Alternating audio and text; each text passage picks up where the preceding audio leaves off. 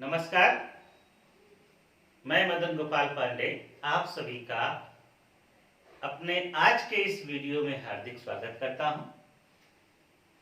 इस वीडियो में आज हम बात करेंगे वैश्विक फलक पर होने वाली एक अति महत्वपूर्ण घटना के विषय में, जो कि भारत के एक पड़ोसी राज्य से संबंधित है।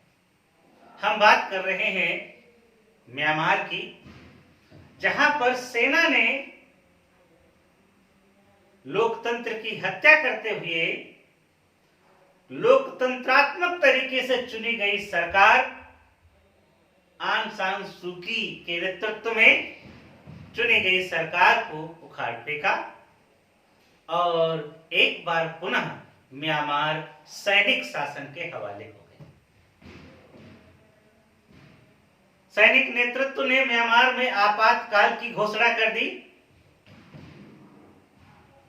ऐसे समय में लोकतंत्र में प्रदान की गई वो सारी सुविधाएं, वो सारे अधिकार सब के सब निलंबित हो गए और लोकतंत्र के विकास की जो एक धारा थी पुनः अवरुद्ध हो।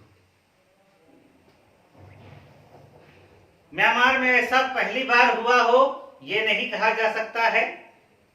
म्यांमार का इतिहास लोकतंत्र और तानाशाही इन दोनों के बीच झूलता रहा है। जब कभी भी लोकतंत्र भी रहा हो,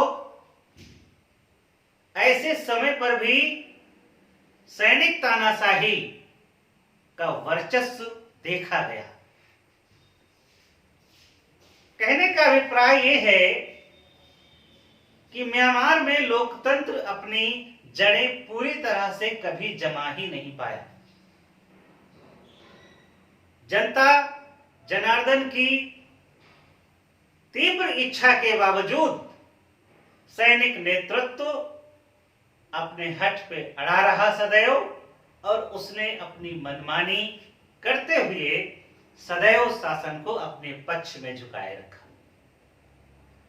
ऐसे समय पर भी जब लोकतंत्रात्मक तरीके से चुनी गई सरकार आंग सान सू की के नेतृत्व में देश पर शासन कर रही हो, ऐसे समय पर भी सैनिक नेतृत्व ने अपनी अटकलबाजियों और प्रांगाबाजियों से कभी भी गुरेज नहीं किया और लोकतंत्रात्मक तरीके से चुनी गई सरकार को कभी भी एक सुनिश्चित दिशा में पर्याप्त रूप से संकल्पित होकर के कार्य नहीं करने दिया।